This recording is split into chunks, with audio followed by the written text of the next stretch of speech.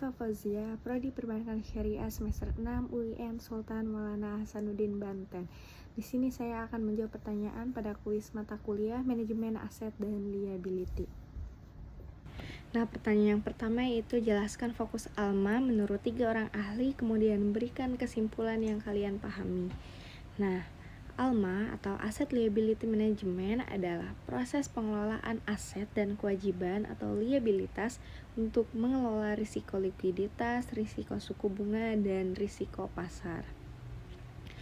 Nah, kemudian menurut 3 ahli tersebut itu yang pertama ada Ross dan Hudgens tahun 2005. Nah, fokus ALMA adalah menjaga keseimbangan antara risiko dan profitabilitas bank melalui pengelolaan jatuh tempo aset dan liabilitas secara strategis. Nah, kemudian yang kedua itu ada Saunders dan Cornet tahun 2011. Nah, menyatakan bahwa ALMA atau Asset Liability Management bertujuan untuk meminimalkan risiko pasar dan risiko likuiditas sambil memaksimalkan profitabilitas bank. Nah, kemudian yang ketiga atau yang terakhir yaitu ada Iqbal dan Mirakhor tahun 2011.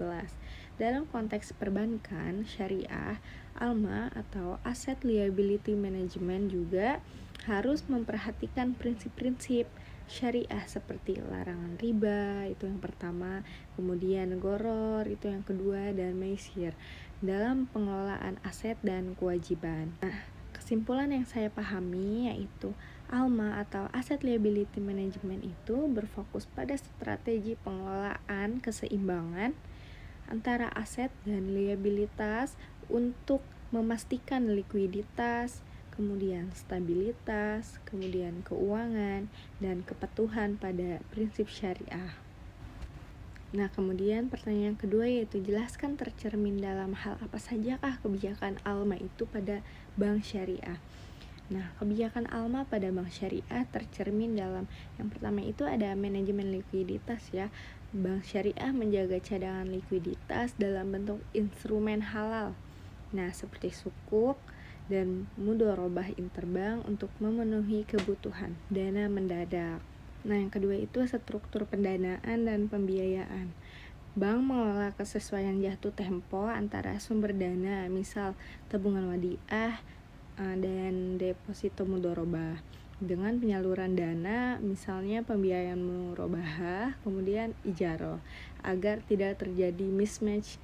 Nah, kemudian itu ada pengendalian risiko suku bunga atau rate of return risk.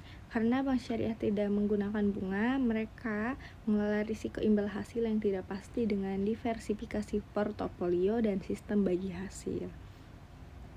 Nah, kemudian ada juga kepatuhan syariah.